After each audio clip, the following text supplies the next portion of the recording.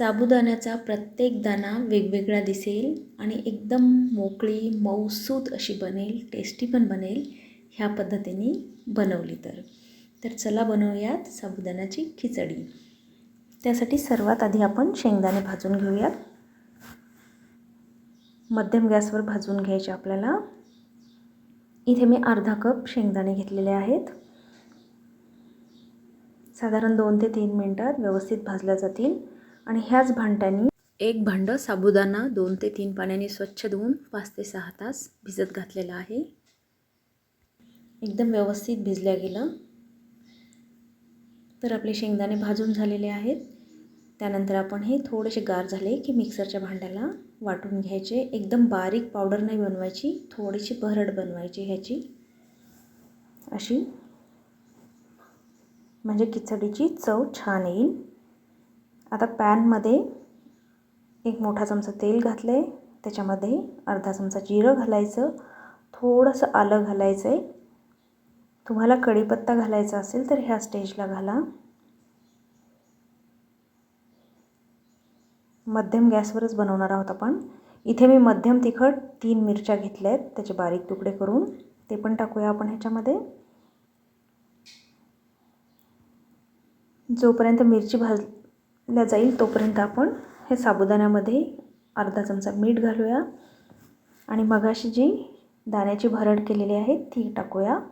आणि आता काय करायचं की हे व्यवस्थित मिक्स करून घ्यायचं,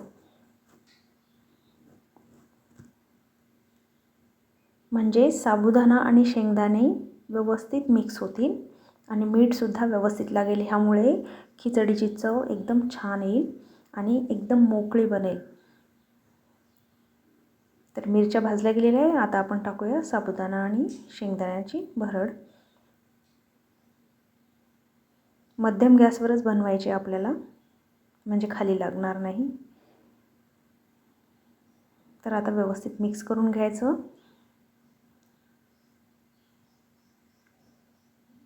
साधारण एखादा मिनिट असं परतल्यानंतर ह्याच्यावर आपण झाकण ठेवूया.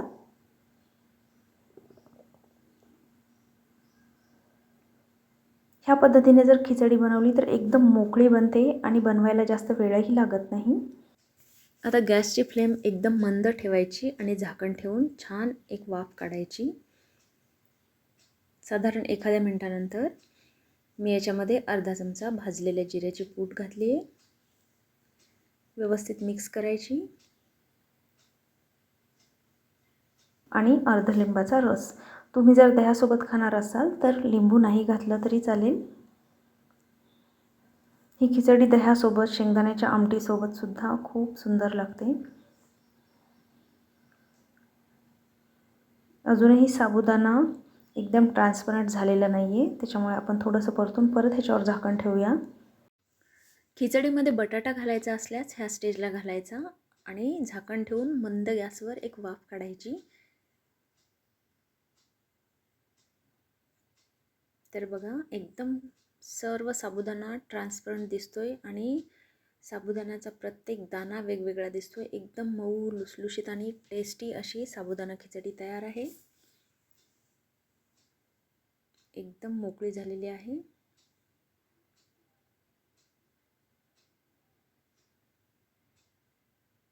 आता आपण ही प्लेटमध्ये काढूया.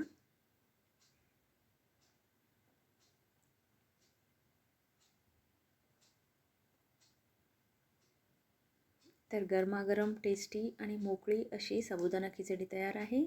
तुम्ही सुद्धा ह्या पद्धतीने करून बघा, खूप टेस्टी बनते. आणि माझी ही रेसिपी आवडली असेल तर लाईक करायला विसरू नका. धन्यवाद.